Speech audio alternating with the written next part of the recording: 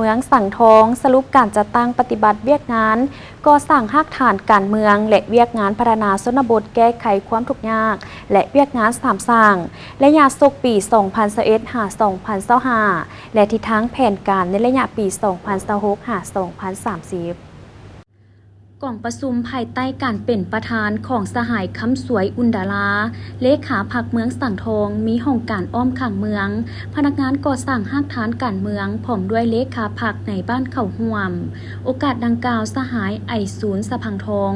ห้องเลขาพรรคเมืองประธานกวดกาพรรครัฐเมืองสังทองได้ตีราคาการจัดตั้งปฏิบัติเวียกงานก่อสร้างหากฐานการเมืองเวียกงานพัฒนาชนบทแก้ไขความทุกข์ยากและเวียกงานสามสร้างในระยะ5 ปีผ่านมา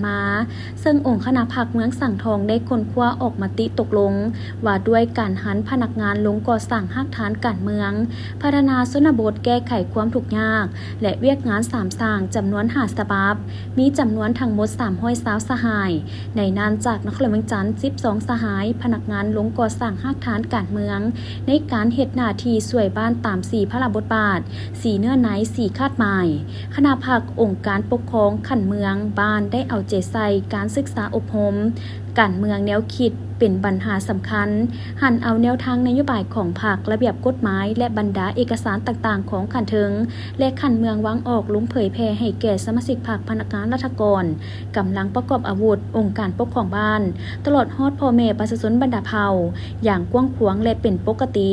ทั่วเมืองสังทองมี3คณะพรรคหากฐาน20หน่วยพรรคขึ้นกับมี64หน่วยพรรคหากฐาน5หน่วยพรรคเฉพาะหากฐานบ้านมี1คณะพรรคหากฐานมี3หน่วยพรรคขึ้นกับมี34หน่วยพรรคหากฐานมีสมาชิกพรรค676สหายนำพาจัดตั้งปฏิบัติแผนการสร้างพรรคให้ปลอดภัยเข้มแข็งนักแน่นหาประกันด้านปริมาณและคุณภาพใน5 ปีผ่านมาสร้างหน่วยพรรคปลอดภัยเข้มแข็งนักแน่นหากฐานบ้านสามารถบรรลุได้ 94.28 ส่วนห้อยขึ้นไปในแต่ละปีนอกจากนี้กล่องประชุมยังได้รับฟังการประกอบความเห็นการเกียมความพร้อมประกาศสั่งตั้งตาแสงอยู่เมืองสังทอง